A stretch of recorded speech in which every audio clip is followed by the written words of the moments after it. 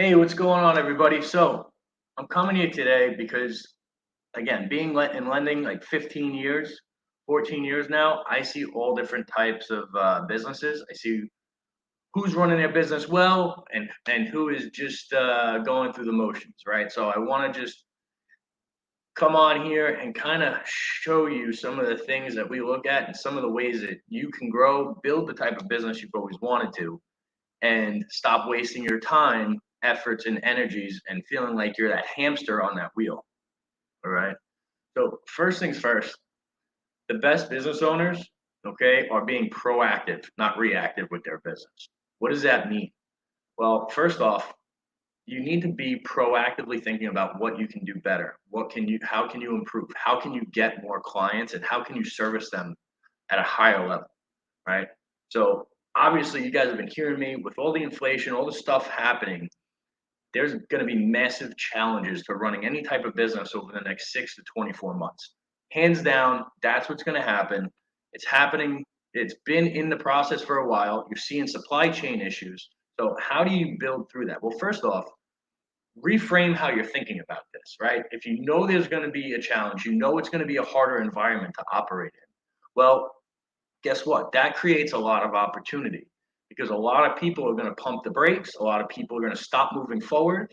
And if you're the one building, if you're the one doing everything you can to improve your business, guess what? You're going to come out. And when times get better, when the supply chain issues stop, when the inflation settles down, you're going to be way ahead and you're going to have a much larger business because of it. You're going to be able to leapfrog, okay, a lot of your competition and gain more market share.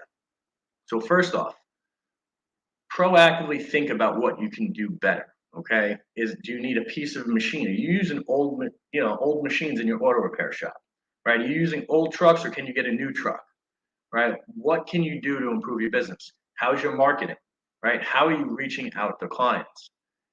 If you are not consistently measuring everything that you're doing, okay, you are going to struggle, right? So if you're not constantly reviewing your numbers and what certain campaigns are doing, what it's bringing in, you're going to fail. Second, how can you improve upon what you're doing, right? Is it, like I said, marketing? Is it adding staff? Is it offering a new service? Is it putting more inventory on the shelves? These are all things that are going to be crucial, okay? And they're going to make a difference between you winning long term and you creating a great environment for your team to work in or losing, okay? So, what do you have to do? You have to take a holistic approach. See which programs, if your service base, are bringing in the most revenue. Well, how do you double down on that, right? So, if you are in HVAC, right? If you have an electrical company, what services produce the most profit? How do you get more of those clients, right? Um, Put a marketing campaign around that, right? If you need, and again, we're not even getting into financing here. We're just talking about how to improve. If you are in retail, what items have the most profit margins? How can you sell more of those, right? Is it you doing a campaign against with your existing client base to push that program or push that product? Is it you having a marketing campaign just tailored around that one thing? These things all are going to matter, right? But you can't get there unless you know what the margins are and what is the most profitable area of your business. Second, maybe you should start looking for partnerships. I can tell you so many people overlook the power of partnerships, right? I have built two marketplace lending platforms off of partnerships, right? Partnered with franchises, partnered with credit repair people. I've partnered with uh, business consultants. I've profited with people that sell merchant services. I've partnered with accountants, right? All of those partnerships have allowed me to reach more clients and help more people. Who in your space or who services the same clients that you do, right? Reach out to them. Look for a win win win, meaning a win for you, a win for the partner, and a win for the clients that you guys share. All right. By doing that, you'll definitely lower your cost per client, right? How much does it take you, or cost per acquisition if we're getting technical? How much does it actually take you to get that client in? A lot of times in a partnership, it might just be a referral fee, or it might be you sending some of your clients to that partner. And these are things that are going to help you grow. Also, what does your social media presence look like, right? Are you constantly providing value? Are you constantly posting? Are you out in front of your clients? If you're not out in front of your clients, right, they're not going to know you exist. You don't have a business. All right. That is super, super important. And then next, are you set up to handle any challenges, right? Do you have a line of credit that you can draw from? Is your credit as strong as it can be?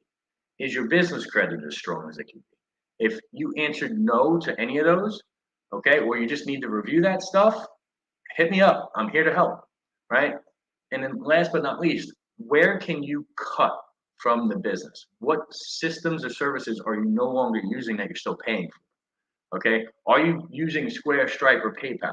Right? If you're using Square, Stripe, or PayPal, there's easier and better ways, and you're leaving money on the table.